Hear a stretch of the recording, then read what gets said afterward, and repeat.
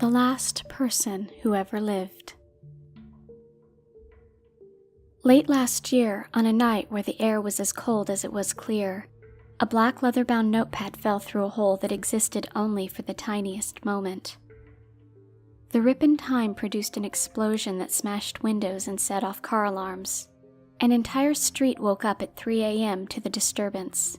The police arrived in minutes, and were given nothing other than the worn leather book found by a small boy in his pajamas. It took months, and the book was thumbed by many hands until eventually its genius was discovered, tested, and proven. The book now resides in the London Science Museum, and is deemed one of the most valuable scientific texts ever to have been discovered. This is what it reads. I think I'm the last human alive.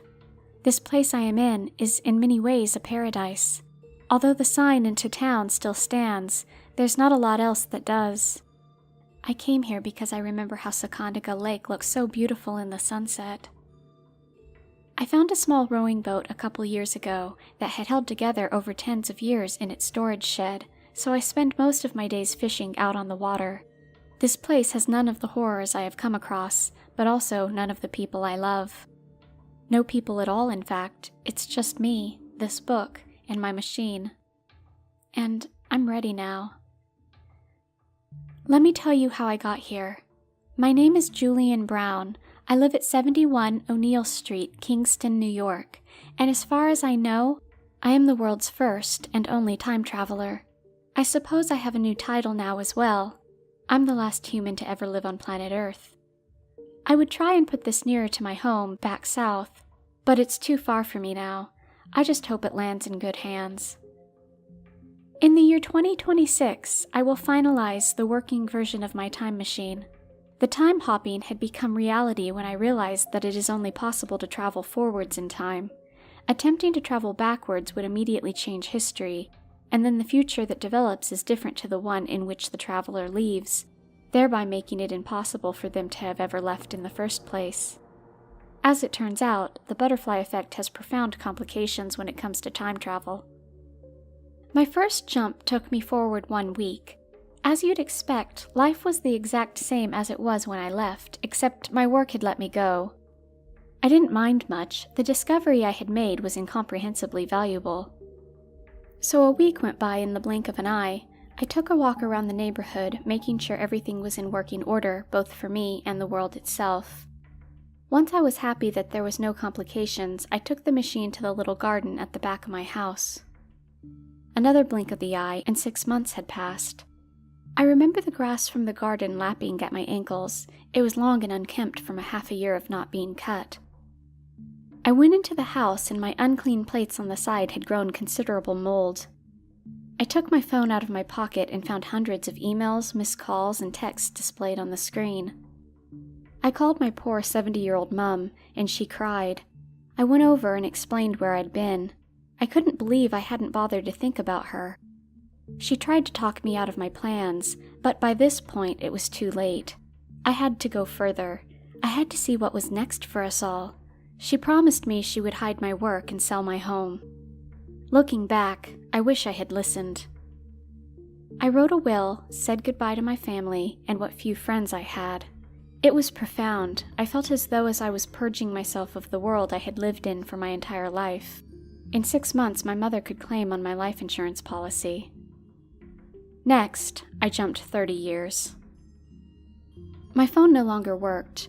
I went to the bank, and 23 years ago a couple $100,000 had entered my account. My mother's will, it turned out. The interest had accrued to over $500,000, and so I withdrew as much as I could and bought all of the latest tech. The newest things were holographic lenses that project everything over your vision, from news stories and weather to people's moods and social network profiles. They had all manner of uses. The war in Syria had ended, the government had taken control, and militants were extremely rare. Russia had seized control of the Ukraine. Things were easy then. Cars were quiet and electric and drove themselves. Drones delivered, people worked fewer hours, and seemed, for the most part, happy. I spent 2 months in the utopia of the 2050s. When you get there, make the most of it. I just hope I haven't changed it too much by writing this. Eventually, I removed my lenses and discarded my phone. People I had left as babies on my first time jump were now older than me. The town was deathly quiet. I wandered through a street paved with ransacked shops, burned vehicles, and broken windows. I shouted for someone, for anyone, but no one came. After a while, a beaten-up electric van drove up the street. The silver paint was scratched and the walls were dented, but it was still moving.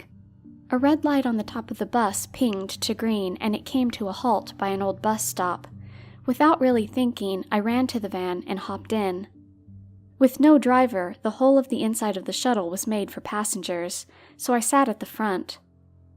The door shuffled shut awkwardly, and the van began its journey out of the town, stopping at a few more empty bus stops along the way. A voice on the bus was repeating itself. "Emergency shelter bus. Please keep hold of all of your belongings and make way for other passengers." I eventually arrived, alone, at a massive metal wall built into the side of a hill I now know was near Woodstock. The van put itself on charge as I walked up to a door built into the bottom corner of the wall, and I pressed my finger against a button beneath the screen. I called a "hello" into the speaker and waited for a while until I got a response. I later found out that they had stopped monitoring the outside of the shelter years before I arrived, so it took some scrambling to get someone to the microphone on the inside. I exchanged words with a voice coming from the shelter, and after repeating myself a few times, they hesitantly let me in.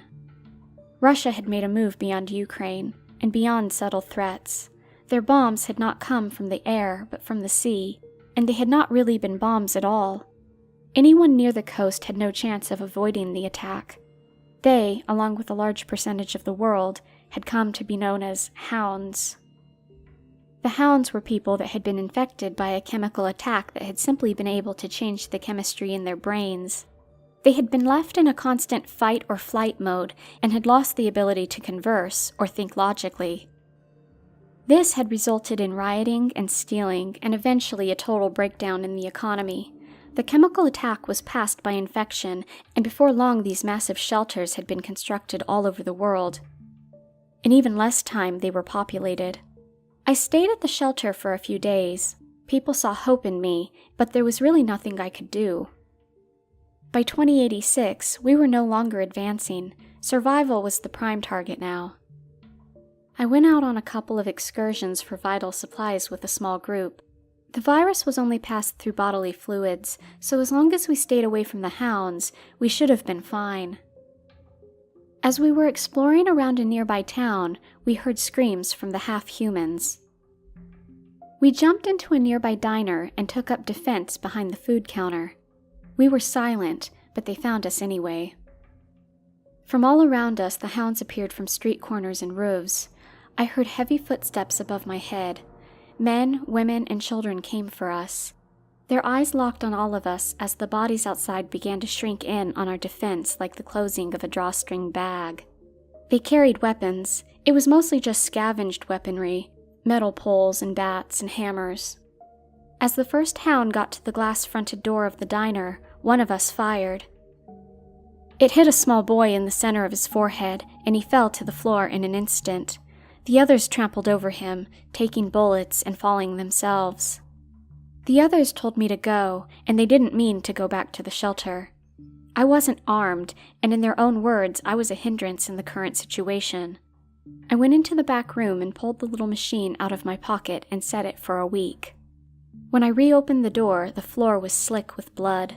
Flies swarmed around the bodies by the doors, and also on the bodies of my search party members. A lot of their innards had been pulled out and feasted on. It was now dried and was stuck to the floor. I snuck around my newly made friends' corpses and outside into the fresh air. I didn't want to go back to the shelter. I walked up to the small forest above the town and skipped 50 years. In 2136, the town was the same as 50 years before. The buildings were beginning to be overtaken by the world around it. Tall grass was growing in the streets, and ivy clung to any surface it could climb. There were no paths forged out of the foliage. I didn't explore.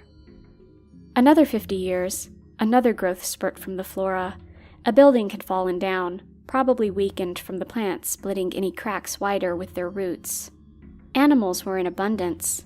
I could barely hear myself think over the bird calls. Deer grazed on the grass beneath the traffic lights. I hopped one final 50 years, and this is where I am now.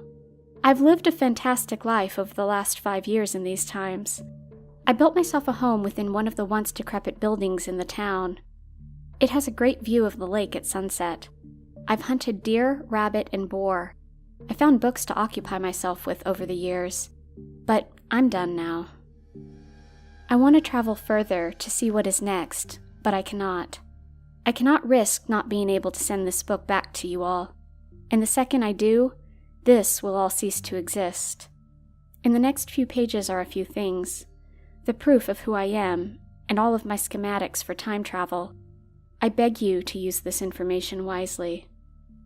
For now, so long.